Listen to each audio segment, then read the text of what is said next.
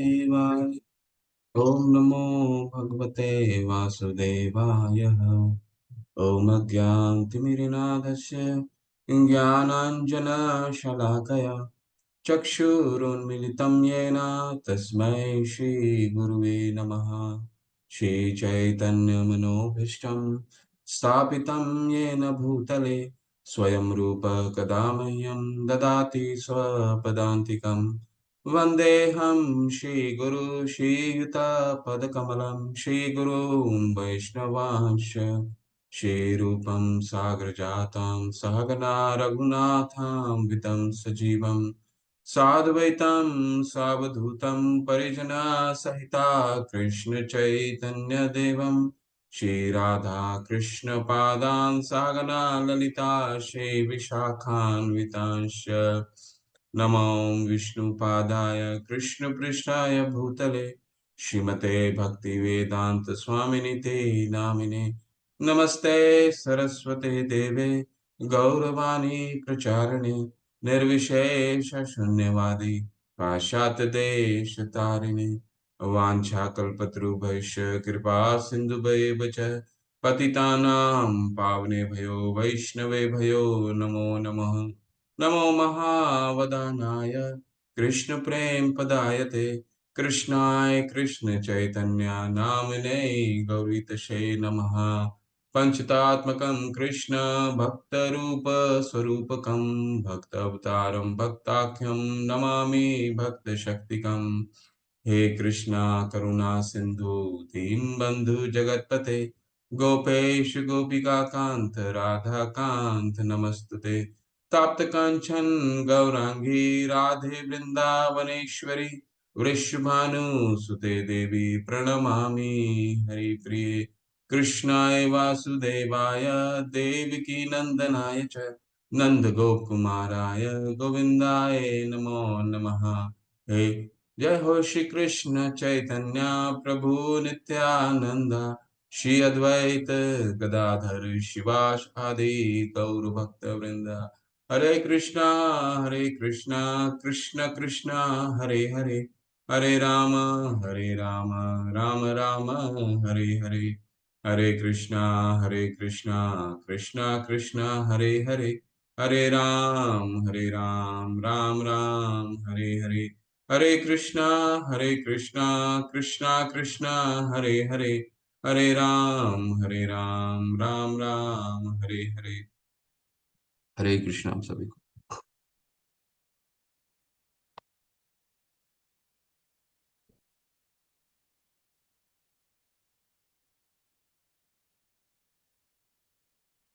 हमारे दो मंत्र हैं। पहला मंत्र है ओम पूर्णमदः पूर्णमिदं पूर्णात् पूर्णमुदच्यते पूर्णस्य पूर्णमादाय पूर्णमेवावशिष्यते। ओम पूर्णमदः पूर्णमिदं पूर्णात् पूर्णमुदच्यते पूर्णस्य पूर्णमादाय पूर्णमेवावशिष्यते। दूसरा है ईशावास्यमिदं सर्वं यत्किञ्चिन् जगत्यां तगत् तेन तक्तेन भुञ्जिता मां गृधः कस्य शिवधनम्। ईशावास्यमिदं सर्वं यत्किञ्चिन् जगत्यां जगत् तेन तक्तेन भुञ्जिता मां गृधः कस्य शिवधनम्।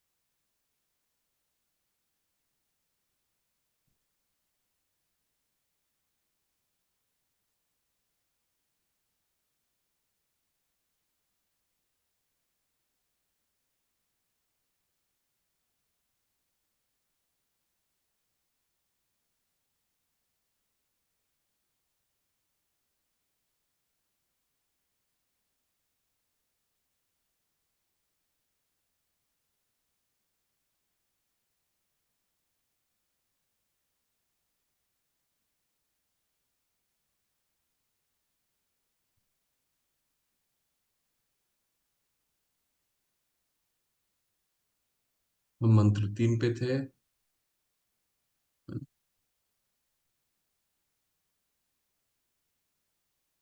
श्री श्री राधा गोविंद की जय। तो अब तक हमने क्या क्या पढ़ा है? भूमिका ने समझाया कि भगवान के व्यक्तित्व पूरी तरह से पूर्ण है, जैसे उनकी शक्तियां हैं। शिल प्रभुपाद टिप्पणी करते हैं कि अपूर्णता के सभी पूर्ण रूप यानी संपूर्ण के अधूरे ज्ञान के कारण। तो ये पहले मंत्र में हमने देखा, जो हमने अभी मंगलाचरण किया, क्या था? ईशावास्यमिदं सर्वं यत्किंचित् जगत्यां ओम पूर्णमदः पूर्णमिदं पूर्णस्य पूर्णमादाय। तो भगवान पूर्ण है और उनसे जो भी इकाई निकलती वो भी पूर्ण है। तो हमें अपूर्णता की अनुभव होती, तो प्रभुपाद जी कहते हैं क्या, कि क्योंकि हमारे ज्ञान अधूरा है, क्योंकि हम पूर्ण से नहीं जुड़ते हैं, इसके कारण हम अपूर्णता का अनुभव करते हैं। ठीक है।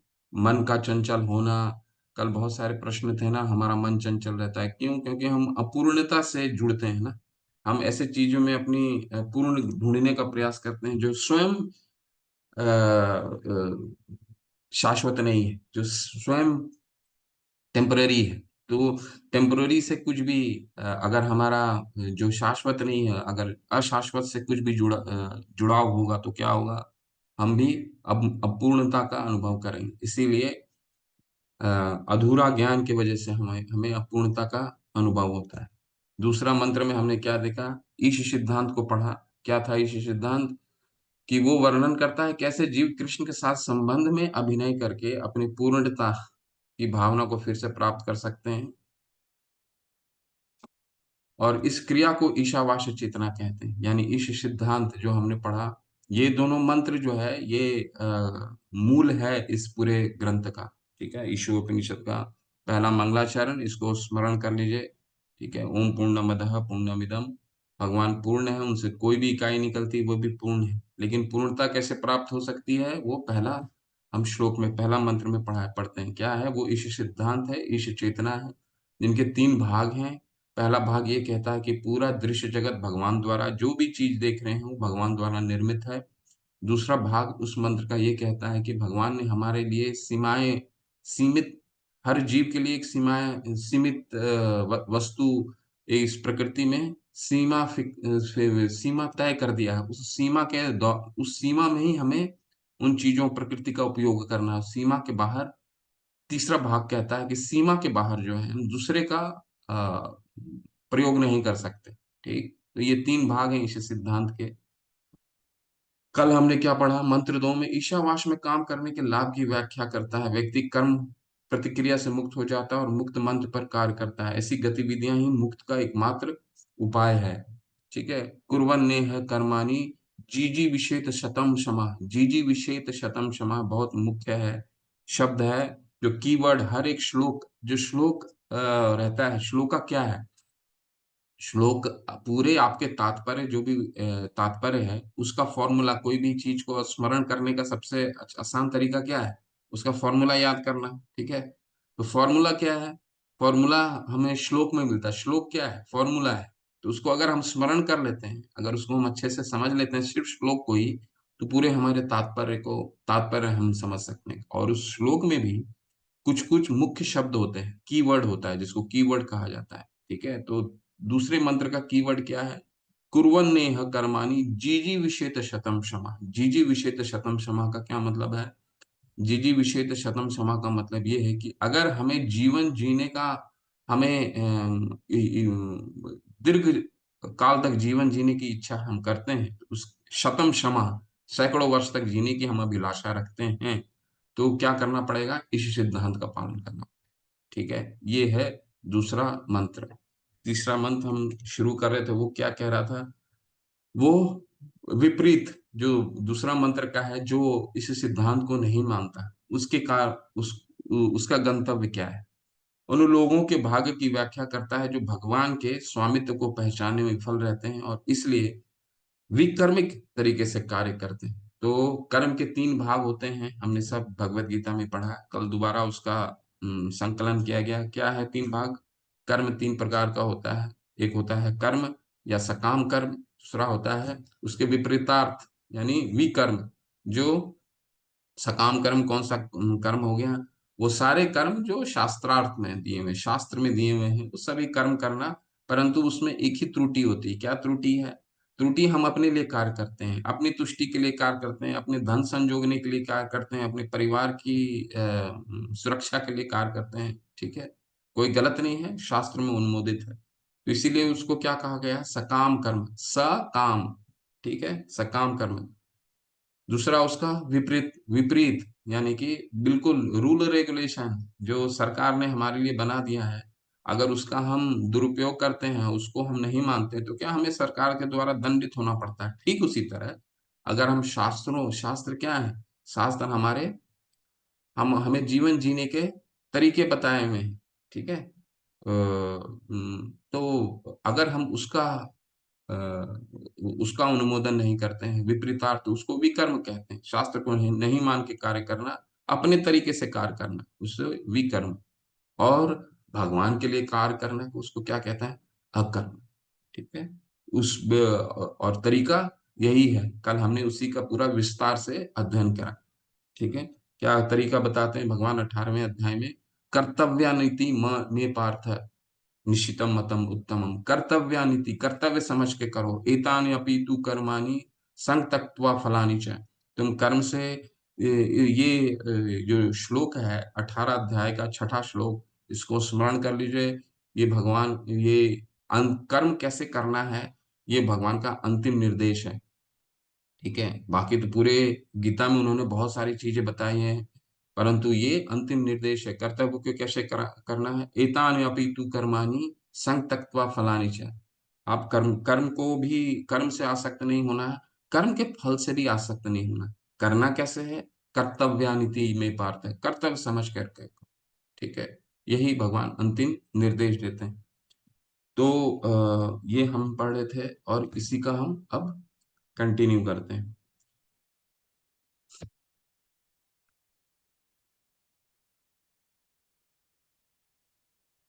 मानव के शरीर के दो प्रकार हैं। ठीक है, सुर और सुर कौन होता है? ईश्वरीय व्यक्ति। ईश्वरीय व्यक्ति कौन है? कहाँ पे वर्णन है? भगवत गीता में 16वां अध्याय में पूर्ण रूप से वर्णन है। यही दो व्यक्तित्वों के बारे में वर्णन है 16वें अध्याय में, दैवी और आसुरी स्वभाव। पहला जो 26 गुण बताए हैं भगवान ने 16वें अध्याय का 1 से लेकर के 3 तक, वो सुर व्यक्ति के अमानितम, अधिभितम, शांति, आर्जवम, कई 26 गुण बताए हैं भगवान ने। ठीक है, तो ये क्या है? सुर है, इन जिम्मेदारियों से अवगत है, और जो उस भावना में काम करते हैं, यानी इस चेतना में जो कार्य कर रहा है, वो सुर है। और उसको विपरीत कौन है? असुर। तो 16वां अध्याय बहुत महत्वपूर्ण अध्याय है। इसमें दोनों तरीके के लोगों का पूर्ण रूप से वर्णन है। उसके चरितार्थ कैसा रहता है, असुर के क्या चरित्र बताया गया है। ठीक है, एक शब्द में अगर कहा जाए तो क्या चरित्र है? अगर किसी को स्मरण है तो वो हाथ, हैंड रेस करके बता सकता है, चैट में भी डाल सकता है। ठीक है, असुर व्यक्ति का क्या चरितार्थ है, उसमें एक शब्द में बताएं। स्वर्ण कांति का माधव। हरे कृष्ण माता। हरे स्वर्ण कृष्ण कांति। प्रभु। हरे हरे कृष्ण माता। कृष्ण प्रभु जी, दंडवत प्रणाम। जो धन्यवाद प्रभु। शास्त्र विरुद्ध कर्म करते हैं। हम्म, बिल्कुल। हरे कृष्ण प्रभु जी।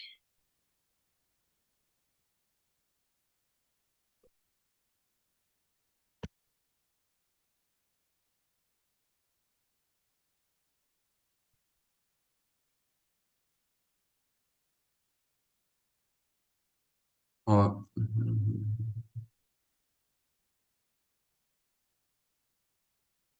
हरे कृष्णा, वंदना माता जी। बस हरे एक ही कृष्ण है? प्रभु जी। हरे बताइए। कृष्ण माता। हरे कृष्ण प्रभु जी, दंडवत प्रणाम। धन्यवाद। प्रभु जी, एक तो यही है जो माता जी ने बताया, शास्त्र के विरुद्ध कर्म करते हैं, और दूसरा भगवान को नहीं मानते, भगवान से ईर्ष्या रखते हैं। बिल्कुल। और हैंड रेज होना चाहिए, क्यों हैंड रेज होना चाहिए? क्योंकि 16वां अध्याय में 1 से लेकर के 3 तक सिर्फ सुर है, बाकी सारे असुर हैं। असुर के चरितार्थ किया गया है। ठीक है, तो हमें सिर्फ ये दो में ये दो नहीं है, बहुत सारे हैं। और क्या चरित्र हैं? मुख्य चरित्र क्या है? मुख्य चरित्र बताइए। अभी आप लोगों ने सही बताया, पर वो श्लोक, वो अनुवाद आपने नहीं बताया जो मुख्य बताते हैं। अनुराग प्रभु, हरे कृष्ण प्रभु। हरे कृष्णा प्रभु जी, दंडवत प्रणाम। हरे कृष्ण, दंडवत प्रभु।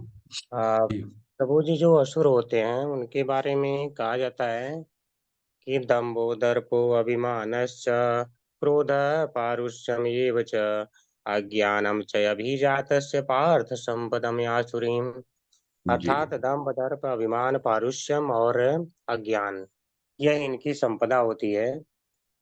तो इसी के कारण यह जो है आलस्य, निद्रा, प्रमाद और जितने भी शास्त्र नहीं मानना है, ये इसका जो है पालन करते रहते हैं। सही इसीलिए बोल रहे कहते हैं। हैं जी। तभी बिल्कुल प्रभु बिल्कुल। जी ये कहते हैं, असत्यम अप्रतिष्ठम ते जगत आहो है अनीश्वरम अपरस्पर संभूतम किम अन्यत काम है तुकम। तो वो इसी सिद्धांत पर चला करते हैं। जी प्रभु, बिल्कुल ठीक। हरे कृष्ण बिल्कुल ठीक। प्रभु। वो, हरे कृष्ण। जी ने बिल्कुल सारांश में सही बोला। और किसी का कोई कोई कोई और कुछ कहना चाहते हैं? दंभ, दर्प, अभिमान, पारुष्यमेव च। दर्प, अभिमान, घमंड, ठीक है, ये सब कुछ चरित्र है। परंतु इसके होने से क्या होता है? अगर उसके पास घमंड आ गया, दर्प आ गया, अभिमान आ गया, पारुष्यमेव च, इसके होने से क्या हो जाता है? उसके होने से उसको उसके उसका क्या चरित्र होता है? प्रवृत्ति, प्रवृत्ति च निवृत्ति च, जना च विदुरसुरा। असुर का सबसे बड़ा ये रहता, प्रवृत्ति च निवृत्ति च, जना न विदुरसुरा। यानी प्रवृत्ति क्या है, करना क्या है, इस दृश्य जगत में करना क्या है। प्रवृत्ति, निवृत्ति, यानी कि क्या करना है, क्या नहीं करना है, कुछ नहीं मालूम है उसको। ठीक है, क्योंकि दर्प है, अभी प्रभु ने बताया दर्प है, अभिमान है, तो किससे क्या बोलना है, किससे क्या नहीं बोलना है, कुछ नहीं मालूम है। प्रवृत्ति च निवृत्तिम च, जना न विदुरसुरा, शौचम चचापि न, शौचम, शौचम चचापि न, शुद्धम च। तीन चीजें होती हैं, ठीक है। ना शौचम होता है, यानी कि ना शुद्धता होती है, ना चचापी यानी ना आचरण होता है, और तीसरा ना शुद्धता होती है। ठीक है, ये तीन चीजें, पांच चीजें उसके मुख्य चरितार्थ में पाया जाता है। पहला क्या होता है? क्या मालूम नहीं, क्या है, प्रवृत्ति भी नहीं मालूम है, क्या करने के लिए आए हैं, जीवन का कोई उद्देश्य मालूम नहीं, क्या नहीं करना है, कुछ नहीं मालूम है, शुद्धता नहीं होती है। चौथा क्या? शौचम चपारी, आचरण नहीं होता है। और शौचम चचापी, और एक और क्या, कौन सा है पॉइंट? शुद्धता, चचापी, और 16 का कौन सा श्लोका है प्रभु? आप लोग सर्च कीजिए, छठा या सातवां होगा। 16वां का छठा है, इसको सर्च कीजिए, मेरे ध्यान में नहीं आ रहा है। एक शब्द और है, पांच होते हैं, ठीक है। कुछ मालूम नहीं है किसी को, अगर स्मरण है या इमीडिएटली उसको सर्च कीजिए।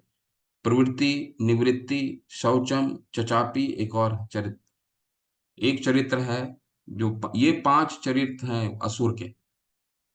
ठीक है, जिसके क्यों आते हैं? दंभ, दर्प, अभिमान, प्रभु ने बताया। ठीक है, तो ये है असुर के चरित्र। किसी को स्मरण आया? कोई देख पा रहे हैं?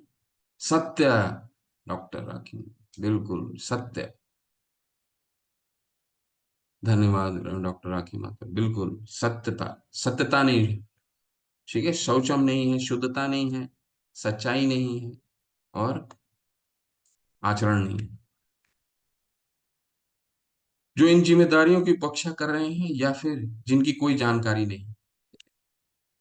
तो ये भी हमने कल देखा कि भगवान ने हमारा हमें ये, हमारा थोड़ा सा आज सिस्टम दिक्कत कर रहा है, एक मिनट रुकिए।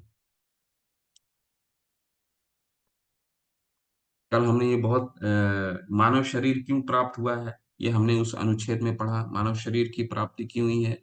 क्योंकि निर्देह माध्यम सुलभम सुदुर्लभम, ये बहुत दुर्लभ है शरीर है हमारा। ये 84 लाख योनि के बाद प्राप्त हुआ है।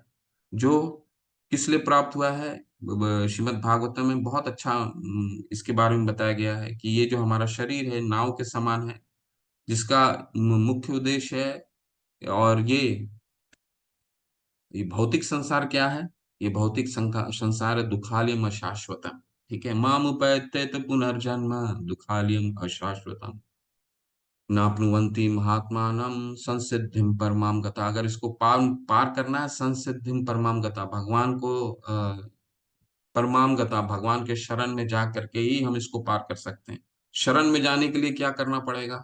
ये देह रूपी जो ये नाव रूपी जो देह है, इसमें हमें गुरु को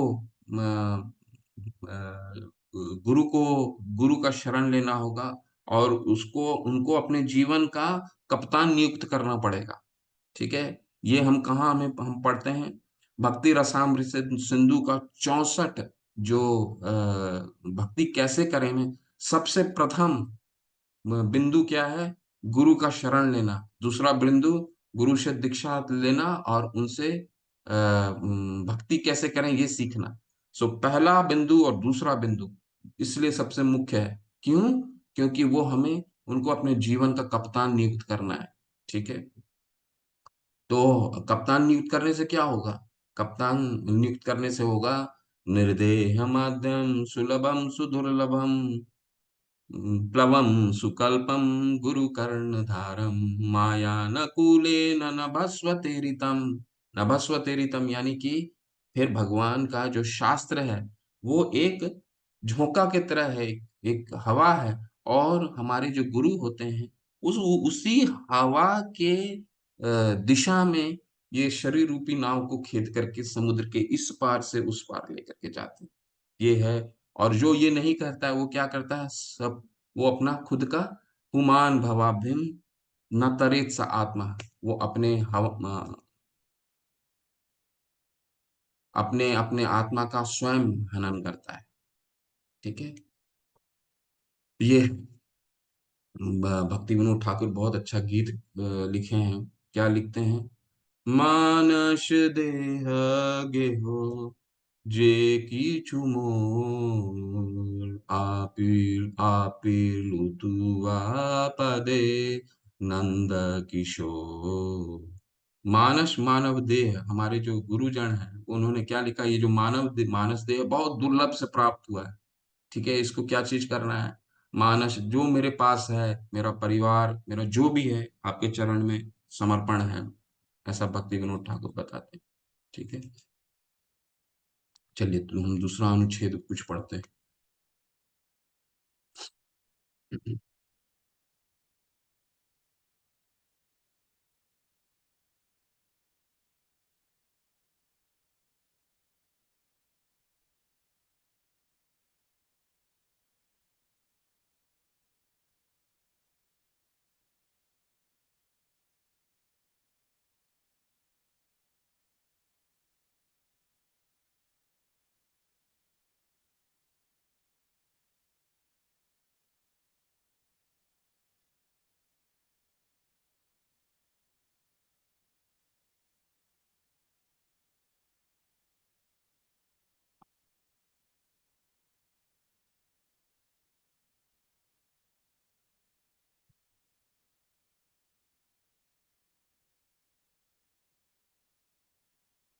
बहुत अच्छा है ये अनुच्छेद। कोई हैंड रेस करके पढ़ना चाहते हैं, पढ़िए।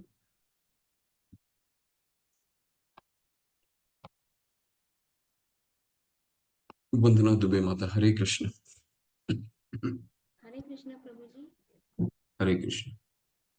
यद्यपि सूकर होकर ऊंट गधा इत्यादि की आर्थिक आवश्यकताएं हमारी आपकी आवाज नहीं आ रही माता। प्रभु जी आ रही है। पढ़िए प्लीज। यद्यपि सूकर कुकर ऊंट गधा इत्यादि की आर्थिक आवश्यकताएं हमारी आवश्यकताओं जैसे ही महत्वपूर्ण है, लेकिन इन पशुओं की आर्थिक समस्याएं अत्यंत निकृष्ट तथा अरुचिकर परिस्थितियों में हल की जाती है।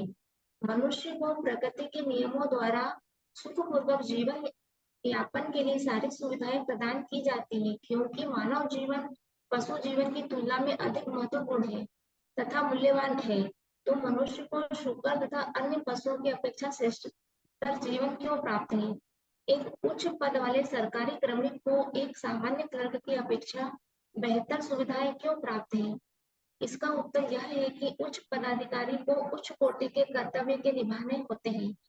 इसी प्रकार मनुष्य को पशुओं की अपेक्षा उच्चतर कर्तव्यों का पालन करना होता है, जबकि पशु सदैव अपना भूखा पेट भरने मात्रा में लगे रहते हैं, जिस पर भी आधुनिक आत्मघातनी सभ्यता से भूखे लोगों की समस्याओं में वृद्धि ही हुई है। ये भी पढ़िए मतलब।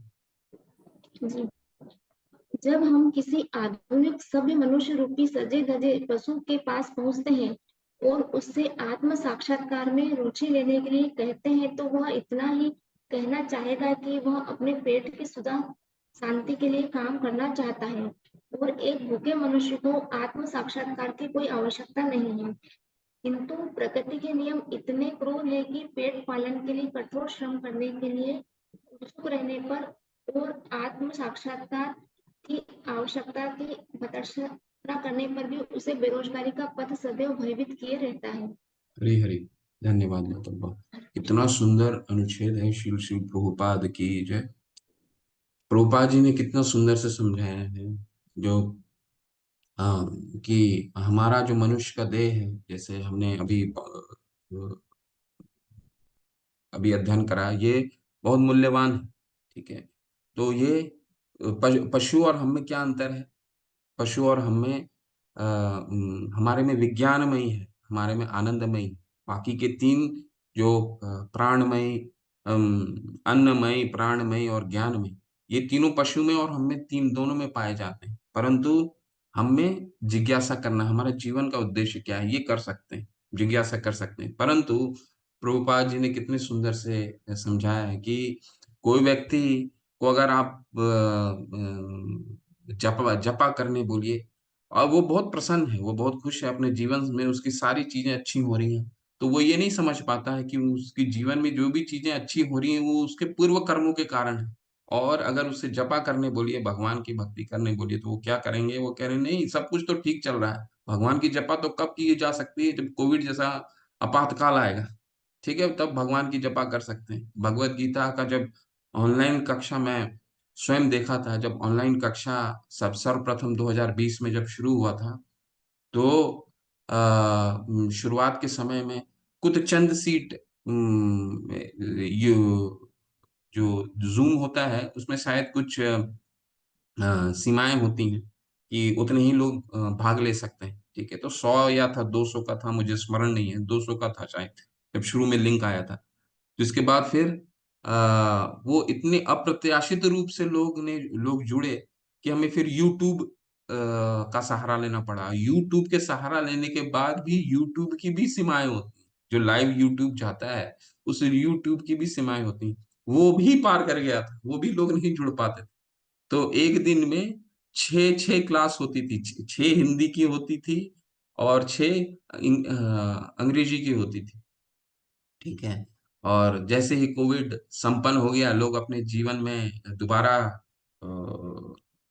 चले आए, सब कुछ ठीक हो गया, तो फिर लोगों के पास समय नहीं। तो वही प्रभुपाद जी समझा रहे हैं कि कितना भी समझाने का कोशिश कीजिए, उनको लगेगा कि हमारे लिए इससे महत्वपूर्ण क्या है?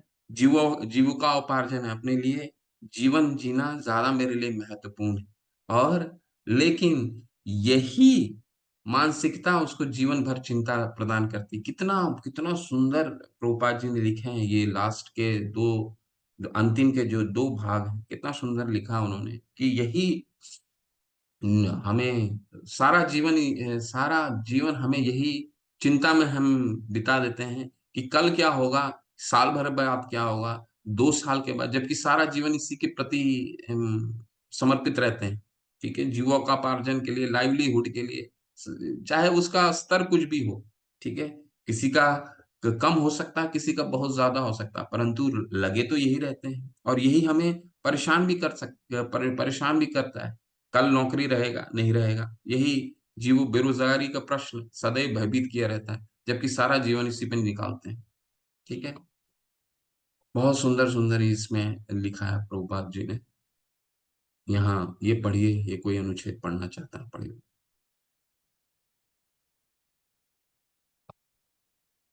कविता घोष माता जी, अनम्यूट करके पढ़िए माता। हरे कृष्ण प्रभु जी, हरे कृष्ण, सादर प्रणाम सभी को। भगवद गीता 6.41 to 43 में कहा गया है कि जो मनुष्य आत्म साक्षात्कार के पथ पर चलकर भगवान के साथ अपने संबंध को समझने का भरसक प्रयत्न करने पर भी उसे पूरा नहीं कर पाता, उसे वर्षों तक अंतरिक्ष में यात्रा करता रहे तो भी वह परम सत्य को अपने से अति दूर पाएगा। परम संहिता 5.37 में आगे वर्णन है कि परम भगवान का अपना दिव्य धाम है, से गोलोक कहते हैं, जहाँ वे अपनी लीलाओं में मग्न रहते हैं। फिर भी अपनी अचिंत्य शक्तियों द्वारा वे ही एक ही समय अपनी सृजनात्मक शक्ति के प्रत्येक भाग में पहुंच सकते हैं। विष्णु पुराण में उनकी शक्तियों की तुलना अग्नि से उद्भूत ताप तथा प्रकाश से की गई है। यद्यपि अग्नि एक स्थान पर बनी रहती है, तथापि वह अपने प्रकाश तथा ताप को कुछ दूरी तक हरे वितरित कर कृष्ण माता, सकती है। हरे कृष्ण हरे माता। हरे अनुच्छेद कौन सा अनुच्छेद पढ़ रहे हैं आप? मैंने जो मार्क किया था उसको थोड़ा सा अध्ययन कीजिए, शायद आप दूसरा अनुच्छेद का अध्ययन कर रहे हैं। ठीक है, इसको पढ़ लीजिए माता, जो मैंने मार्किंग किया है।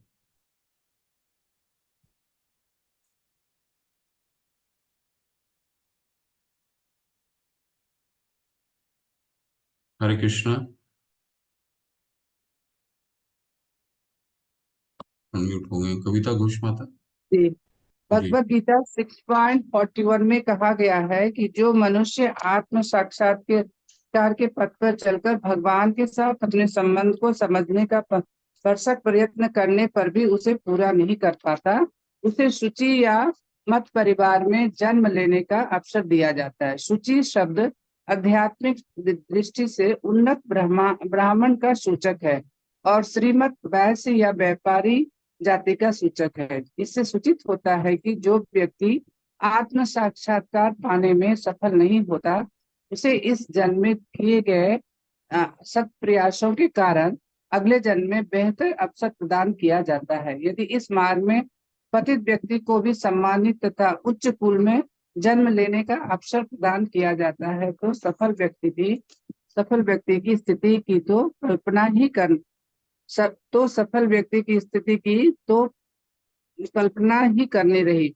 भगवत साक्षात्कार करने के प्रयास मात्र से मनुष्य को धनी या उच्च परिवार में जन्म लेना निश्चित हो जाता है, किंतु जो प्रयास ही नहीं करता, जो मोक्ष से प्रच्छन्न बना रहना चाहता है, जो अत्यधिक भौतिकवादी है और भौतिक भोग में अत्यंत आसक्त है, उसे नरक के गहनतम भागों में प्रवेश करना पड़ता है, जैसा कि सारे वैदिक साहित्य में पुष्टि की गई है। ऐसे भौतिकवादी असुर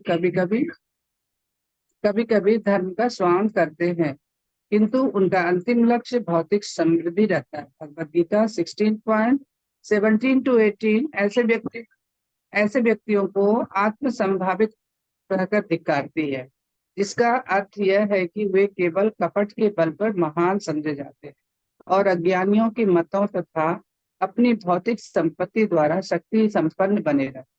ऐसे असुर जो आत्म साक्षात्कार तथा ईशावास्य अर्थात भगवान के सर्वव्यापक स्वामित्व के ज्ञान से विहीन है, निश्चय ही गहनतम अंधकार क्षेत्र में प्रवेश करेंगे। इससे हरे निष्कर्ष कृष्ण, हरे हरे, बहुत सुंदर प्रभु आपने पढ़ा, धन्यवाद माता।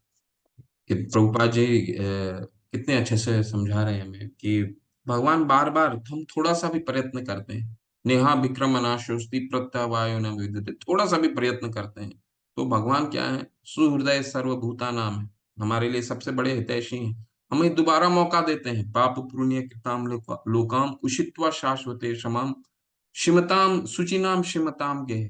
सूची और शिमत, ये दो लोगों के जगह हमारा दोबारा जन्म होता है थोड़ा सा भी प्रयास करने पे, या तो ब्राह्मण परिवार में या फिर संपन्न कुल में हमारा दोबारा मनुष्य को उस जीव को दोबारा जन्म देते हैं, ताकि जो वो अधूरे जो उनका भक्ति की जो अपूर्णता है, वो दोबारा उससे पूर्ण कर सके। पर उसको हम क्या समझते हैं, हम अपनी उपलब्धि समझ करके उस जीवन को भी व्यर्थ कर देते हैं। और 16वें अध्याय में तो इसका पूर्ण रूप से वर्णन किया गया है, और खासकर ये कहा गया है कि जो 3 चीजें हैं वो नर्क के द्वार हैं। वो 3 चीजें कौन है?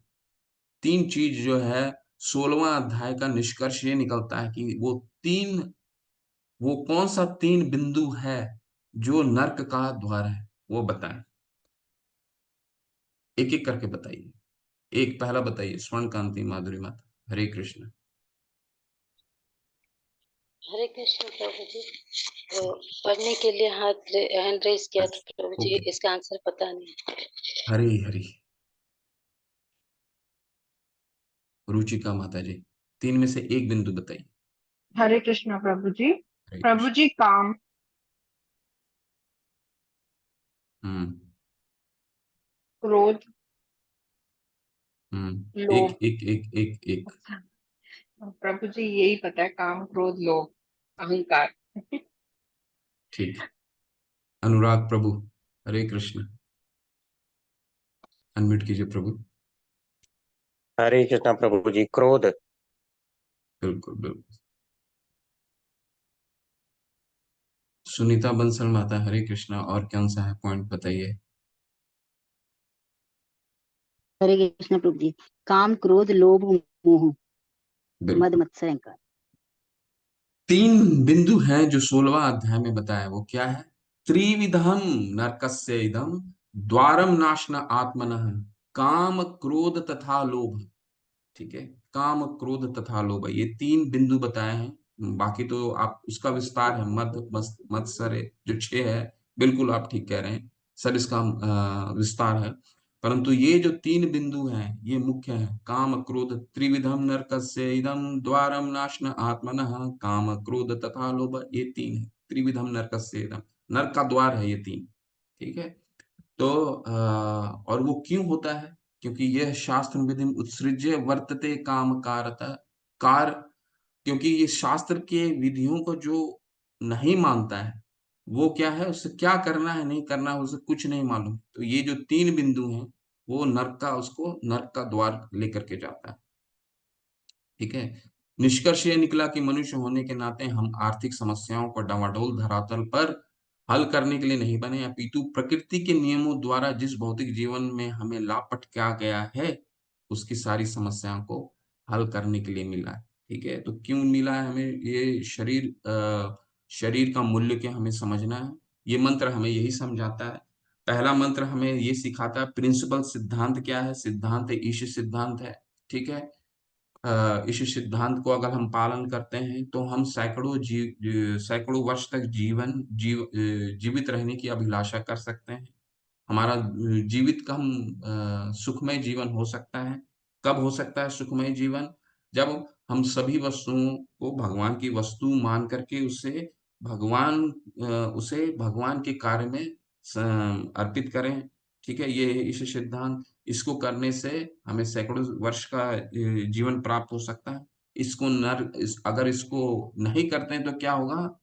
इसको नहीं करने से क्या होगा? उधर गच्छन्ति सत्वस्था मध्ये तिष्ठन्ति राजसा जगन्य गुणोवृतस्था अधो गच्छन्ति तामसा। फिर वो अधो गच्छन्ति तामसा, वो फिर हमारा गहनतम क्षेत्र में हमारा अगला जन्म निश्चित है। अधो गच्छन्ति तामसा, अगर हम तामसिक स्वभाव से कार्य करेंगे और शास्त्र को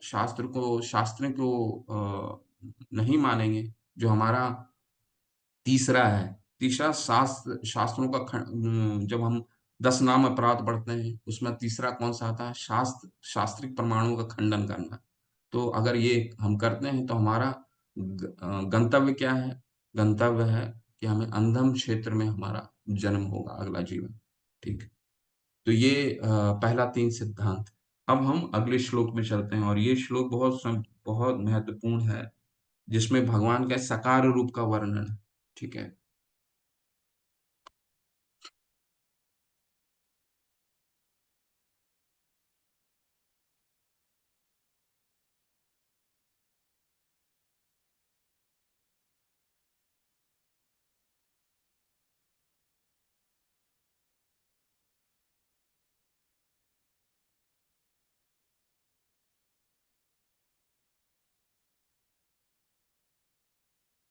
श्रील प्रभुपाद की जय।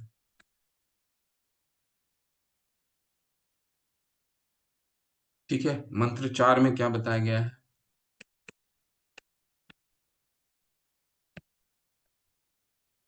मंत्र 4 बताता है कि ऐसे लोग भगवान की स्थिति को क्यों नहीं समझ पा रहे हैं। मंत्र 4 तो हमने पढ़ लिया। मंत्र 5 क्या बताता है? इस चर्चा को जारी रखता है कि भगवान के पास अकल्पनीय शक्तियां हैं जो उन्हें उन लोगों के लिए अनजान बनाती है जिन्हें वो पसंद नहीं करते। ठीक है, तो अभी हम भगवान की अकल्पनीय शक्ति और भगवान के साकार रूप का हम वर्णन देखेंगे। ठीक है, और वो उसी को समझ में आएगा जो इस सिद्धांत का पालन करेगा। ठीक है, इसे भगवान भगवान सभी के लिए, कल जैसे हमने एक उदाहरण देखा, सूर्य के समान वो प्रकाशित हैं सभी। सूर्य का प्रकाश किसी के लिए सभी के लिए है। जिसका घर में जिसका जो उनको देखना चाहता उनके लिए भी है, जो उनको नहीं देखना अंधों के लिए भी है। ठीक है, लेकिन वो देखना नहीं चाहते। तो ऐसा नहीं है कि भगवान किसी पे किसी का किसी का पक्ष लेते हैं, पक्षपाती करते हैं। नहीं, भगवान क्या है? सम्मोहम सर्वभूतेषु ना मे देशो अस्ति न प्रिया। भगवान किसी से द्वेष नहीं करते, किसी से ईर्ष्या नहीं करते। ठीक है, भगवान का सूर्य को का प्रकाश सूर्य के समान हर जगह प्रकाशित है। लेकिन उनको जो नहीं देखना चाहता है वो उनको कैसे दिखेगा? तो आज उसका वर्णन है, भगवान का साकार रूप। छठे में हम क्या देखेंगे? एक व्यक्ति की दृष्टि का वर्णन किया गया है जो हर जगह कृष्ण को देख सकता है। ठीक है, महाभागवत ये छठे में पहुंचेंगे, तो इसको आप पढ़ के रखिएगा। ऐसा कोई भी सिद्धांत हम नहीं पढ़ने वाले हैं जो हमने पहले भगवत गीता में नहीं पढ़ा या भक्ति रसामृत सिंधु में नहीं पढ़ा है। तो अपने जितना अध्ययन है उस अध्ययन को हमें लेकर के आना और उन सब शास्त्रों को जोड़ करके पढ़ने का प्रयास करना है। तो हमें वो शास्त्र के भी, भगवत गीता भी कुछ स्मरण रहेगा, भक्ति रसामृत सिंधु भी स्मरण रहेगा। सातवें में क्या हम पढ़ेंगे? महाभागवत की चेतना का वर्णन करना जारी रखता है, जिसे मंत्र 6 में पेश किया गया है। और 8वें में पढ़ेंगे क्या? भगवान के कुछ गुणों का वर्णन किया गया है, जैसे कि मंत्र 6 और 7 में वर्णित महाभागवत द्वारा उन्हें जाना जाता है। बहुत सुंदर ये मंत्र है। ठीक है, मंत्र 8। चलिए, मंत्र 4 क्या है?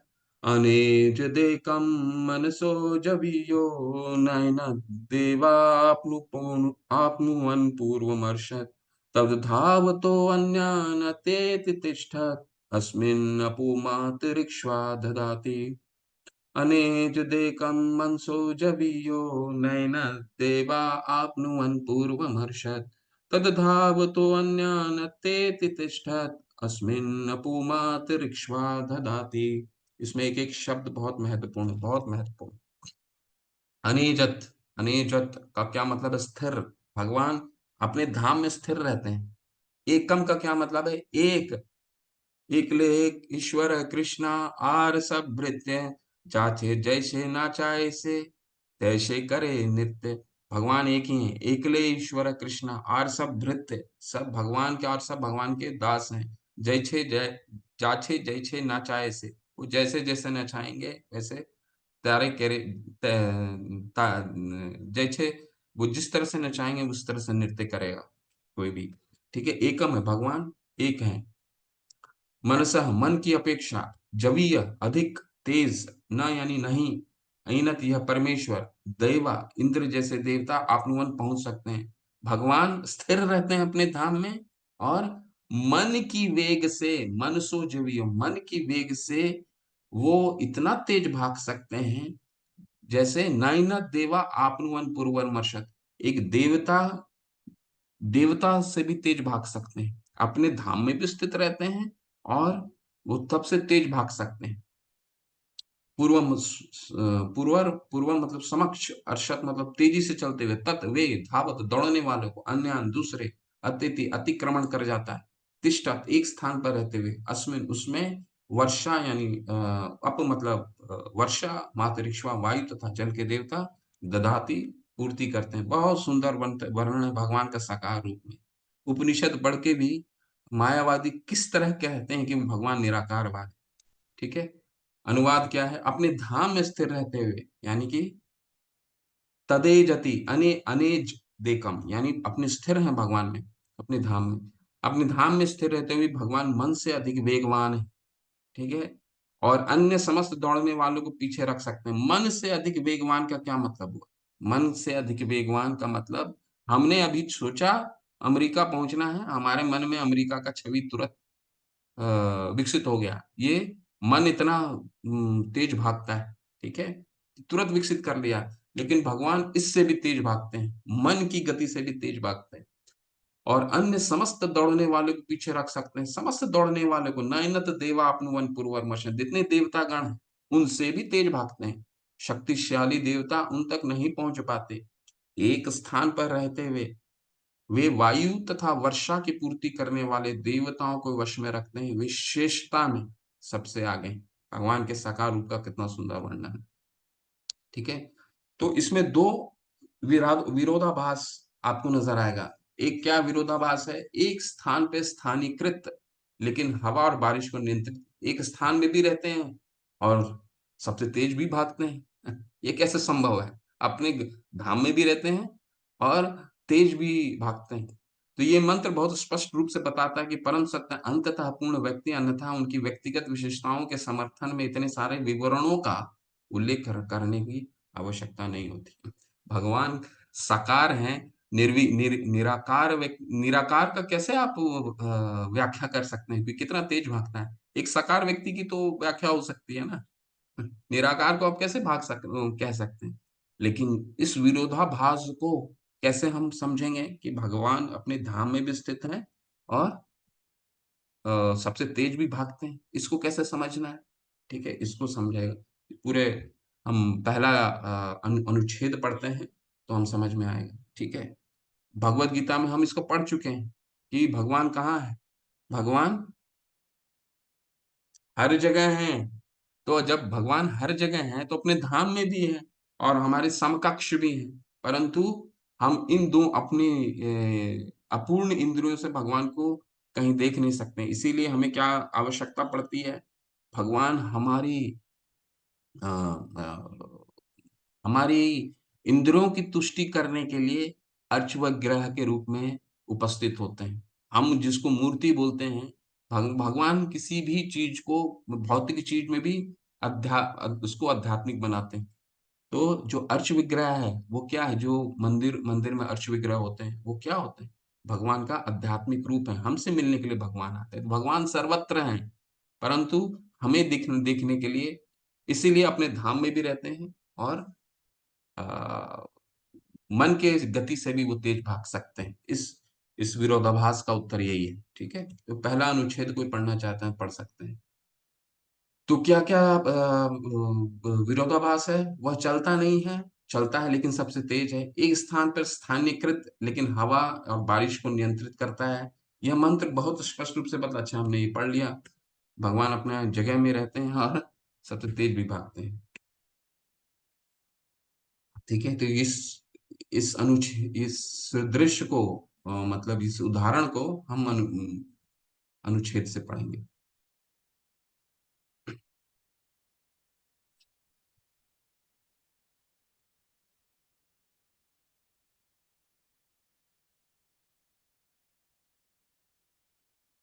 हम रोजाना आरती करते हैं। एक आरती आप हाथ उठा कर बताएं कि किस आरती में ये वर्णन है कि भगवान हर जगह हैं, यहाँ भी हैं, वहां भी हैं, सर्वत्र है, ठीक है। तो हमें से हिरण्मयी केशवी देशव देवी, आपको तो बताना ही चाहिए हिरण्मयी माता जी को। जी माता बोलिए। हरे कृष्णा प्रभु जी। इतो नरसिंहा पर तो नरसिंहा, यतो यतो यामि ततो नरसिंहा, वाह, बहिरे नरसिंहा हृदये नरसिंहा। हरे कृष्णा। वाह, हरी हरी, बिल्कुल। इतो नरसिंहा, भगवान हर जगह है, ठीक है। नरसिंह भगवान, मैं जहां देखता हूँ वहां भगवान है, ऐसा करके नरसिंह आरती में हम पढ़ते हैं।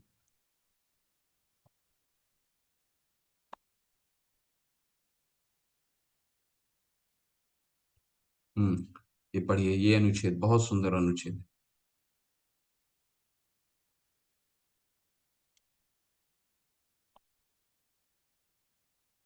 स्वर्ण कांति माधुरी माता, पढ़िए माता प्लीज। हरे कृष्ण प्रभु जी। बड़ा से बड़ा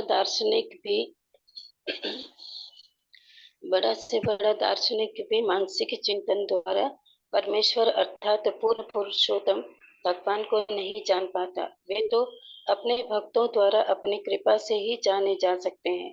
ब्रह्म संहिता में 5.34 कहा गया है कि यदि कोई अभक्त दार्शनिक भी वायु या मन के वेग में लाखों वर्षों तक यात्रा करता रहे तो भी वह परम सत्य को अपने से अति दूर पाएगा। ब्रह्म संहिता 5.36 में आगे वर्णन है कि भगवान का अपना दिव्य धाम है जिसे गोलोक कहते हैं, जहाँ वे अपनी लीलाओं में व्यस्त रहते हैं। फिर भी अपनी अचिंत्य शक्तियों में वे एक ही समय अपनी सृजनात्मक शक्ति के प्रत्येक भाग में पहुंच सकते हैं। विष्णु पुराण में उनकी शक्तियों की तुलना अग्नि से अद्भुत ताप तथा प्रकाश से की गई है। यद्यपि अग्नि एक स्थान पर बनी रहती है, तथापि वो अपने प्रकाश तथा ताप को कुछ दूरी तक वितरित कर सकती है। इसी प्रकार पूर्ण पुरुषोत्तम भगवान अपने दिव्य धाम में स्थिर रहते हुए भी अपनी विभिन्न शक्तियों को सर्वत्र बिखेर सकते हैं। हरे कृष्ण प्रभु जी। हरे कृष्ण। तो यहाँ पे क्या सदृश दिया जा रहा है, उदाहरण क्या दिया जा रहा है?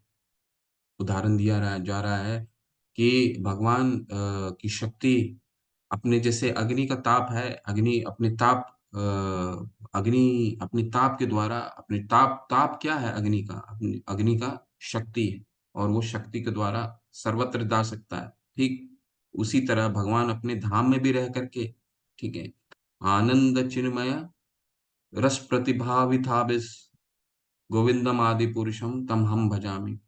तो भगवान अपने धाम में भी रह करके वो अपने शक्तियों के द्वारा सर्वत्र व्याप्त रह सकते हैं। ठीक है, तो ये दोनों जो श्लोक का है वो बहुत सुंदर है।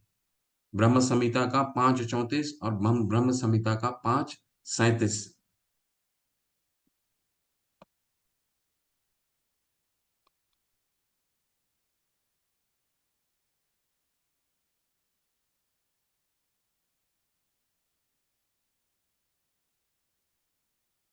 किन्हीं के पास ब्रह्म संहिता है? 5.37 कौन सा श्लोका है? एकोपसौ रचयतुम जगदंड कोटिन कोटिन।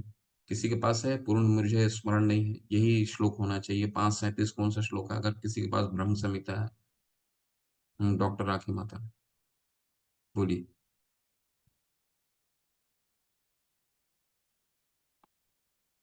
हरे कृष्ण प्रभु जी। नहीं जी प्रभु जी, मेरे पास नहीं है ये तो। ठीक है, किसी को स्मरण है? 5.34 कौन सा श्लोक है? 5.34, 534 ब्रह्म संहिता। हम्म, हम्म,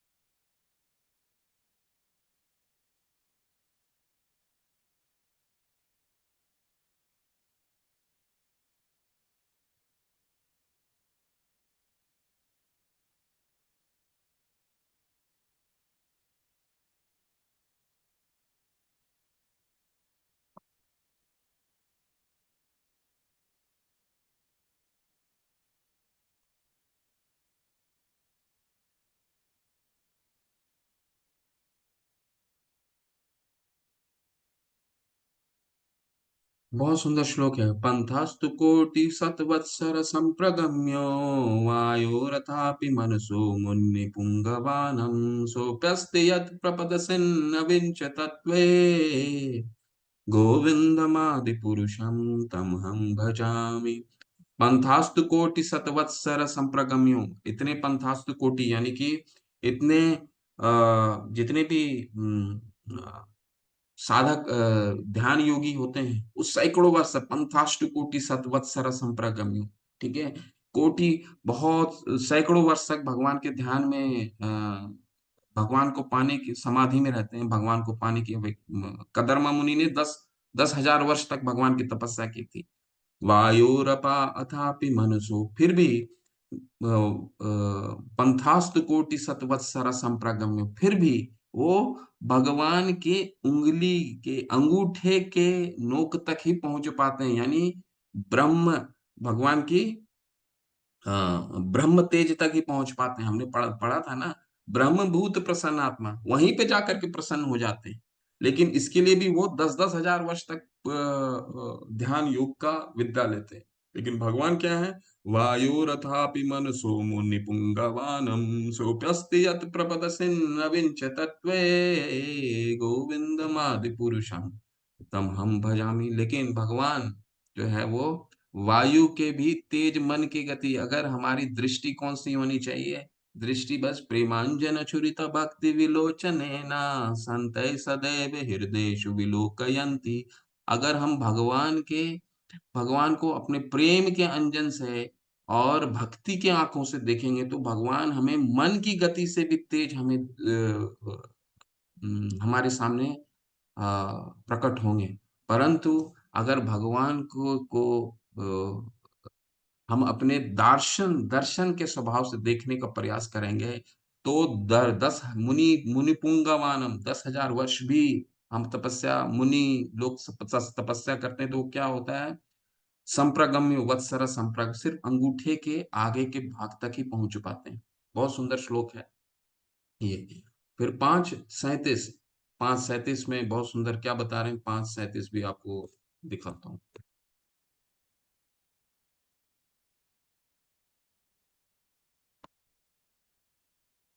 ये 5:37 देख पा रहे हैं। आनंद चिन्मय रस प्रतिभाविता एव निज रूपतया कला भी गोलोक एव निवसते अखिलात्म भूतो गोविंदमादि पुरुषम तम हम भजामि।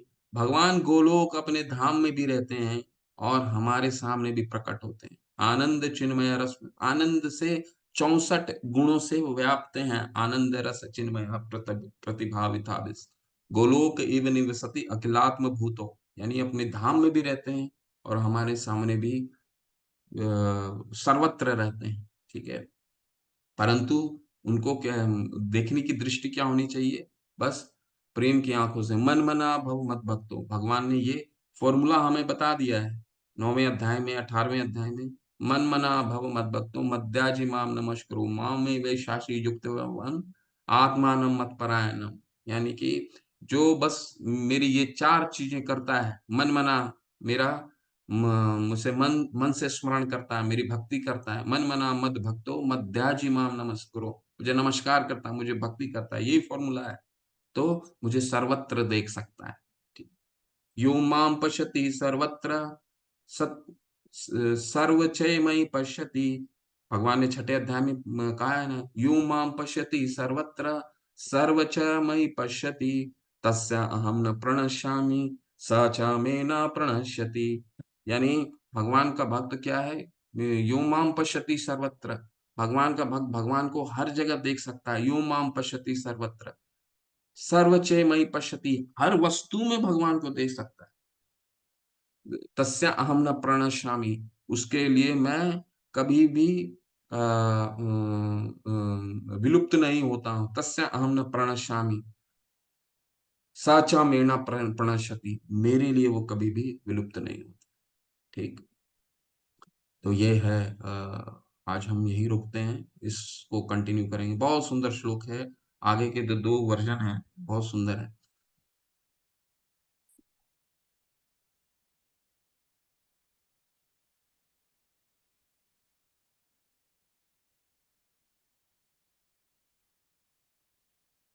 ठीक है, हरी हरी श्रील प्रभुपाद की जय। इसको हम आगे कंटिन्यू इसी श्लोक से आगे कंटिन्यू करेंगे। ठीक है, हरे कृष्णा, श्रील प्रभुपाद की जय। नमाचार्य हरिदास ठाकुर की जय।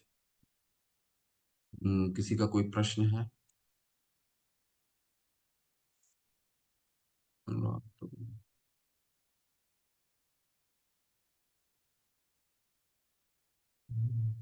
गुरु जी का सम्मान। हरे कृष्ण माता जी, प्लीज पूछिए माता। हरे कृष्णा प्रभु जी। प्रभु जी वो हैंड रेज रह गया था, क्वेश्चन नहीं याद। ठीक है, तो हमने आज क्या क्या पढ़ा है उसको सारांश में देख लेते हैं। हमने पढ़ा ईश्वर सिद्धांत का जो पालन नहीं करता है उसका गंतव्य क्या है। वो उसका गंतव्य है, वो पहले भी 16 अध्याय में भगवान ने बता दिया है। ठीक है, यह शास्त्र विधि उत्सृज्य वर्तते काम कारतः न सिद्धिम न संसिद्धिम अवाप्नोति न सुखम न पराम गतिम। यह शास्त्र विधि उत्सृज्य है, यानी कि जो शास्त्र का विधि का पालन नहीं करता है, वर्तते काम कारत अपने इच्छानुसार कार्य करता है, न संसिद्धिम अवाप्नोति न उसे सिद्धि प्राप्त होती है, न सुखम न पराम गति न कभी सुख प्राप्त होता है। ठीक है, तो ये हमने आज तीसरे मंत्र में पढ़ा। और फिर भगवान भगवान के सकार रूप का सुंदर वर्णन आता है। अनेज देखम मनसो जवियो नयन देवा आपनुवन पूर्वमर्श, यानी भगवान अनेज अपने धाम में भी रहते हैं और मन की गति से भी तेज भाग सकते हैं और उन सबको पीछे छोड़ सकते हैं। वो पीछे कौन है? नयन देवा, जितने देवता हैं उन सबको पीछे छोड़ते हैं भगवान। ठीक है, और इनको अपने जो जितने देवता हैं ये अपने धाम में रह करके भी इनको अपने संरक्षण में रखते हैं। कोई ऐसा नहीं है कि हमने इसको नहीं पढ़ा पहले। मत चित्ता मत मया दक्षेण प्रकृति सूयते सचराचरम नो, भगवान ने भगवत गीता में भी पढ़ा है, मेरी अध्यक्षता में ही सारा कार्य होता है। उस चीज को यहाँ दोबारा भगवान कह रहे हैं कि मैं इनको ये जितने भी नैन देवा अपनुवन पूर्वमर्श तदधावतो अन्येति तिष्ठत तस्मिन अपो मात ऋक्ष्वा ददाति, ये मैं इनको सबको नियंत्रित करता हूँ। ठीक है, जो भी वायु हो, जो वर्षा देता हो, जो भी देवता है उनको नियंत्रित करता हूं। ठीक है, तो ये हमने अध्ययन करा। और किसी का कोई प्रश्न है, कोई संशय है आज? अपने अपने जिनको जिनको प्रोग्राम यात्रा के लिए जो जो कर रहे हैं वो जल्दी कर लीजिए। और ग्रुप लीडर जो है, एडमिन है, उनको डाल दीजिए। ठीक है, क्योंकि आगे जो भी मंदिर के आगे सारे जो अरेंजमेंट, बहुत ही कम रहने का जगह है। मंदिर जहाँ पे निर्माण हो रहा है उनके आसपास रहने का जगह की बहुत सीमाएं हैं, इसीलिए जिनको भी आने की इच्छा है हमें आने का जरूर कोशिश, सबको आने का जरूर कोशिश करना चाहिए। क्यों कोशिश करना चाहिए? क्योंकि इस तरह का दोबारा हमें बहुत ही कई सालों के बाद ऐसा समय मिलता है जब सारे महाराज वहां होंगे, सारे ब्रह्मचारी होंगे, बहुत सारे ब्रह्मचारी होंगे, बहुत सारे सन्यासी होंगे। उनका उन उनसे मिलना, उनसे सीखना।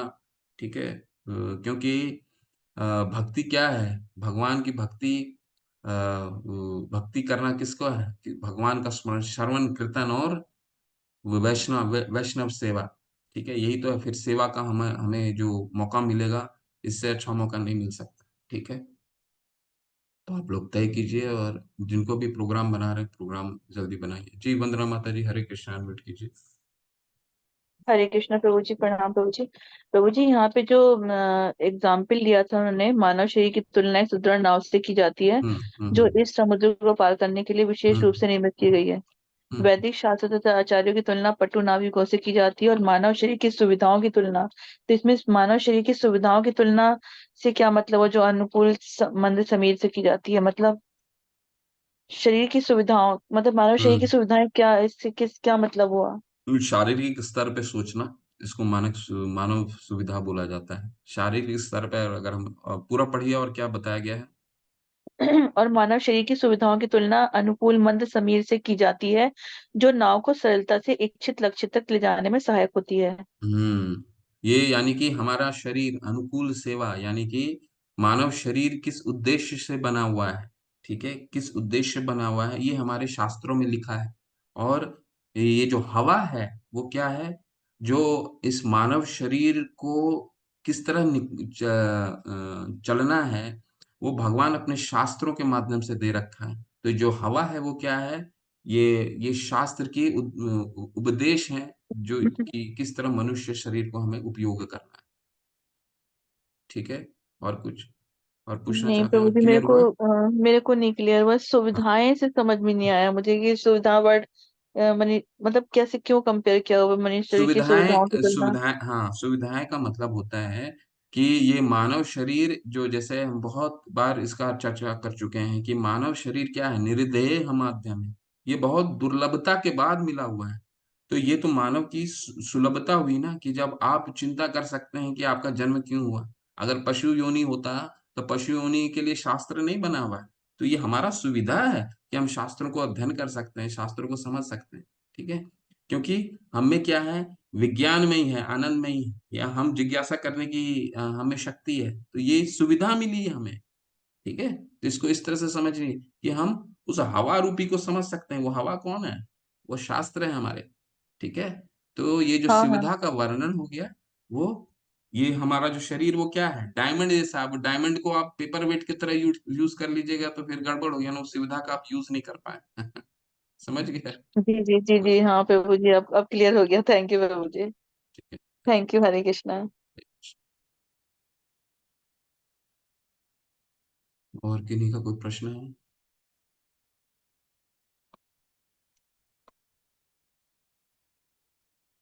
चैट में।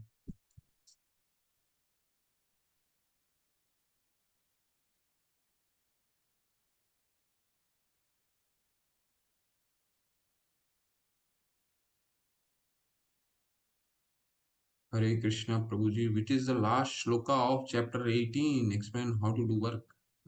लास्ट चैप्टर का अनित प्रभु वो संजय संजय बोलते हैं। यत्र, ये यत्र कौन सा है? जहां भगवान है और जहां भगवान का भक्त है, वहीं श्री विजय होती है। वो कर्म के बारे में नहीं।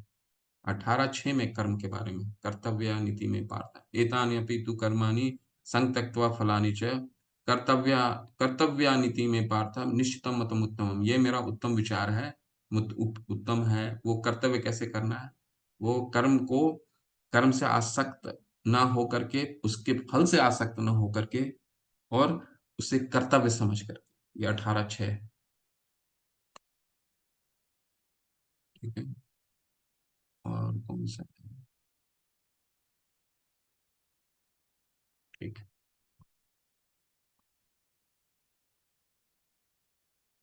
ठीक है, कोई प्रश्न नहीं है। चलिए, हमने भगवत गीता को पढ़ते रहिए, ताकि हम इस शास्त्र, भगवत गीता में ऐसा कुछ नहीं है जो हम, ये जो ग्रंथ पढ़ने वाले हैं, ऐसा कुछ नहीं है जो हमने पहले इसका अध्ययन नहीं किया है। ठीक है, इसलिए उसे क्या कहा जाता है भगवत गीता को? सर्व उपनिषदो गावो दुग्धा गोपाल नंदनम। सर्व उपनिषदो गावो यानी कि सब उपनिषदों का सार है। जितना भी उपनिषद पढ़ रहे हैं हम अभी, उसमें से एक उपनिषद है ये। ठीक है, 108। वैसे तो और भी उपनिषद हैं, पर जो हमारी गणना में है, हमारे सामने भौतिक जगत में जो हमारे पास जो हम खोज पाए हैं, वो है 108 के आसपास। उसमें से एक अमूल्य ईशोपनिषद है, वो हम उसका अध्ययन कर रहे हैं, जो यजुर्वेद का भाग है, उसका हम अध्ययन कर रहे हैं। लेकिन भगवत गीता क्या है? सर्व उपनिषदों गावो दुग्धा गोपाल नंदनम। वो आदि शंकराचार्य बोलते हैं वो सभी उपनिषदों का सार है। तो हम जो भी पढ़ने वाले हैं, वो हम पहले पढ़ चुके हैं सिद्धांत के रूप में, भगवान ने हमने बता दिया। ठीक है, भगवत गीता पढ़ते रहिए, इसको भी पढ़िए, तब सब समझ में अच्छे से आएगा। हरि हरि। चलिए, वांछा कल्पतरुभ्यश्च कृपा सिन्धुभैव च पतितानां पावनेभ्यो वैष्णवेभ्यो भयो नमो नमः। अनंत कोटि वैष्णव वृंद की जय, श्रील प्रभुपाद की जय, नमाचार्य हरिदास ठाकुर की जय। हरे कृष्ण। आप सभी को